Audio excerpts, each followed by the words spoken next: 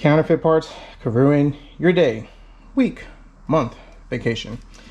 So this is what I got. So 2013 Toyota Highlander, 200 and something thousand miles on it. Keep getting a check engine light for the crankshaft position sensor. Excuse me, the camshaft position sensor. Determined that I had a wiring issue. Got in here and there's a separate video on all that. And I'm actually having to rework on the wiring issue. But I went ahead, and since that sensor is not hard to get to, it's actually a lot easier than people think to get to take out the intake and get to it. But considering that that's not a repair that you can do on the side of the road or anything like that, I'm going to change that sensor. So I got on eBay.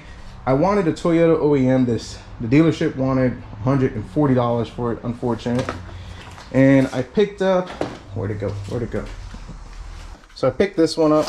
It's supposed to be OEM original, so I was excited. I was like, yeah, cool. You know, I was looking at it, and you know, it had the Toyota writing. And then after popping it in, the car ran worse. Did not run good at all. Constant check engine light. I'm like, what in the world? You know, it says made in Japan. All right, the part number matches up. Genuine parts, but it doesn't say Toyota, unfortunately. And then I get the sensor, looks just like it, but the part number, which I don't know if I can get it in the camera, over here does not match anything to proper spec. Long story short, it is a counterfeit. I paid $40 for this, and now I have to redo the job because that sensor is junk, probably some Dorman knockoff, and Dorman's already bad as it is. So I had to go ahead and do the right thing and go to the Toyota and pay the $140. The guy was really cool. He actually gave me a discount, so it came up to $112. And let's see, there we go. This one has the correct number, 3770-01F19. This one is 3410-05F14. Yeah, it looks cheap. It did not work. This one is actually, in weight comparison, this one's a little heavier. Has that correct part number. Actually says Toyota genuine parts, but it's made in Malaysia. That's unfortunate.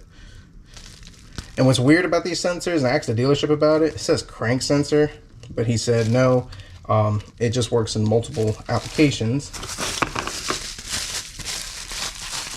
And the part number is correct. So this is the updated revised part number. I guess they made it better. I don't know. This is the original part number, which I do not want that one. So yeah, this is the correct one. This is the one that we'll be using.